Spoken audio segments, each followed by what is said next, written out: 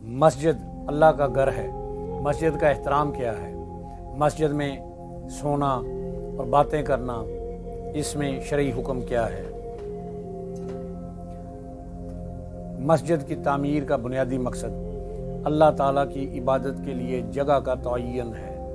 مسجد یا باجماعت نماز پنجگانہ، نماز جمعہ و عیدین اور اعتکاف کی عبادت کے لیے قائم کی جاتی ہے، جبکہ ان میں نفل نمازوں کی ادائیگی، قرآن مجید کی تلاوت، تکبیر و تسبیح، دین کی تعلیم و تربیت اور تبلیغ و اشاعت اور ارشادات سمیت اعمال خیر انجام پاتے ہیں۔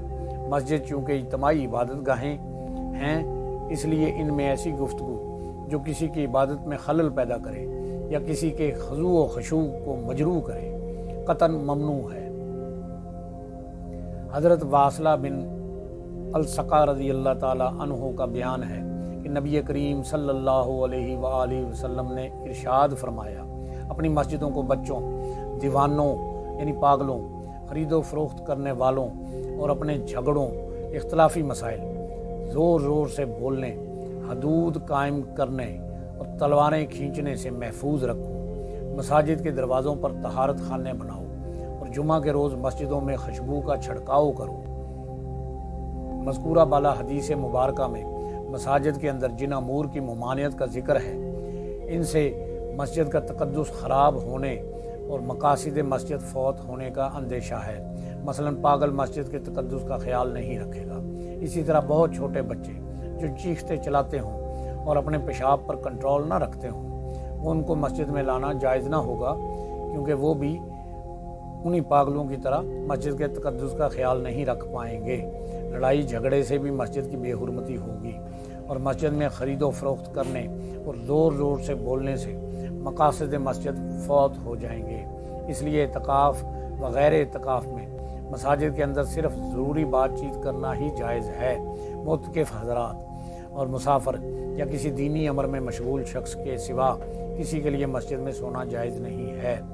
رسول صلی اللہ علیہ وآلہ وسلم پر جب بھی درود و سلام بھیجا جائے تو آپ صلی اللہ علیہ وآلہ وسلم سنتے بھی ہیں اور جواب بھی دیتے ہیں۔ حضرت ابو ہریرہ رضی اللہ تعالیٰ عنہ سے روایت ہے کہ رسول صلی اللہ علیہ وآلہ وسلم نے ارشاد فرمایا، اپنے گھروں کو مردہ خانے نہ بناؤ اور نہ ہی میری قبر کو عیدگاہ بناؤ۔ عیدگاہ سال میں صرف 2 مرتبہ جایا جاتا ہے، کثرت سے میری قبر کی زیارت کیا کرو۔ اس کا مطلب یہ ہے، اور مجھ پر درود بھیجا کرو، کیونکہ تم جہاں کہیں بھی ہو تمہارا درود مجھے پہنچ جاتا ہے۔ اور حضرت اوس بن اوس رضی اللہ تعالیٰ عنہ سے روایت ہے کہ نبی کریم صلی اللہ علیہ وآلہ وسلم نے ارشاد فرمایا، تمہارے تمام دنوں میں جمعہ کا روز سب سے افضل ہے، اور اس میں حضرت آدم کو پیدا فرمایا گیا، اور اسی میں ان کی روح قبض کی گئی، اور اسی میں سور پھونکا جائے گا، اور اس میں سب بے ہوش ہوں گے۔ اس لیے اس روز مجھ پر کثرت سے درود بھیجا کرو، کیونکہ تمہارا درود بھیجنا مجھ پر پیش کیا جاتا ہے۔ لوگ عرض گزار ہوئے کہ یا رسول اللہ صلی اللہ علیہ وآلہ وسلم، اس وقت بھلا ہمارا درود پڑھنا کس طرح پیش ہوگا جبکہ آپ کا جسد مبارک زمین کے نیچے ہوگا؟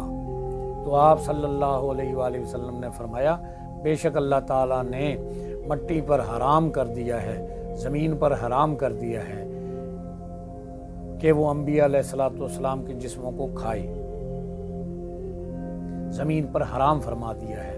ایک اور حدیث مبارکہ میں ہے، حضرت ابو ہریرہ رضی اللہ تعالیٰ عنہ سے روایت ہے کہ رسول صلی اللہ علیہ وآلہ وسلم نے ارشاد فرمایا، کوئی ایسا نہیں جو مجھے سلام بھیجتا ہے، بے شک اللہ تعالیٰ نے میری روح لوٹا دی ہے اور میری توجہ اس کی طرف مبذول میں اپنی توجہ اس کی طرف مبذول فرماتا ہوں، یہاں تک کہ میں اس کے سلام کا جواب دیتا ہوں۔ اسی لیے جب بھی درود و سلام پڑھا جائے تو رسول صلی اللہ علیہ وآلہ وسلم تک پہنچتا ہے اور آپ جواب بھی دیتے ہیں۔ اس لیے مسجد میں جب بھی داخل ہوں تو نویت سنت الاعتکاف ضرور پڑھ لیا کریں، نفلی اعتکاف کی نیت کر لیا کریں، تاکہ مسجد میں جن امور کی ممانعت ہے اس میں بھی گناہ نہیں ہوتا، بلکہ اللہ پاک درگزر سے کام فرماتے ہیں۔ اللہ ہمیں دین کو سمجھنے کی اور اس پر عمل کرنے کی توفیق عطا فرمائے۔